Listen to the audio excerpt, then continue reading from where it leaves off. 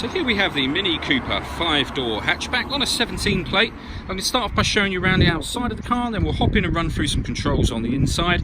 But from the outside you can see it's a 5-door car with alloy wheels and the black roof to match the mirror caps. Let's start off inside the boot and then work our way around the rest of the car from there.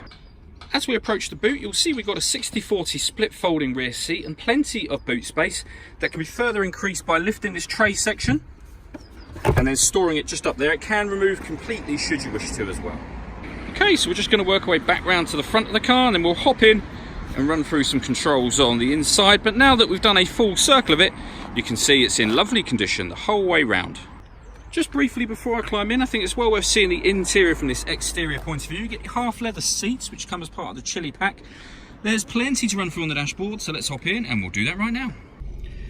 Okay, so now that we're inside the car, we're going to start with the dials. On the left-hand side, we have the rev counter. We have the speedometer in the middle and the fuel gauge on the right-hand side. You can see the total miles for this car are 13,822. The information above that can be changed using a button on the end of the indicator stalk for various different bits of fuel economy or a digital readout for the speedometer, which you can see just there. If we back out to the steering wheel, on the right-hand side, we have stereo controls and phone controls, including voice activation for the phone. And on the left-hand side, we have cruise control and speed limiter. Over in the center here is where you would pair up your phone, amongst other things. So you can do that by turning this button to the relevant thing and pushing it in. And then, for example, when it comes to pairing the phone, you'd press OK and follow the instructions on screen to pair your phone from there. You can go back a step with this button, and that will take you all the way back to the main menu, or you can press menu to go back there in an instant. When it comes to the radio on this car, we got AM and DAB and FM at the top just there. If you want to listen to your own music, you can do. That's under the multimedia heading. We got USB input, auxiliary input, and once you paired up a phone, you can stream music wirelessly via Bluetooth audio as well. So plenty of ways to listen to your music. Below that, we have got the dual zone climate control. So you can adjust the temperature on the left and right hand sides of the car. The fan speed in the middle, up and down. When you're happy with those settings, hit that button to turn the air conditioning on and you'll see there's a little green light just showing there to let you know it's on. Or hit auto and the car will maintain the temperatures you've asked for by taking full control of the fan speed itself. Press that button again to go back to whatever setting you were previously on. The buttons we have down here will turn off the stop and start. So this car's designed to cut out in traffic when it's stationary to save you fuel.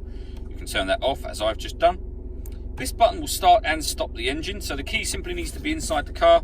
It's running at the moment, for example. If I press that tab now, it will stop. Similarly, if you put your foot down on the clutch, press it again, that will start the engine up. The button beside that turns off the traction control for the car. Underneath that section, we have a 12-volt charging socket, auxiliary and USB inputs. We have a 6-speed manual gearbox, and then just next to the gearbox we have this button here that moves like this hoop really that runs around the gear lever.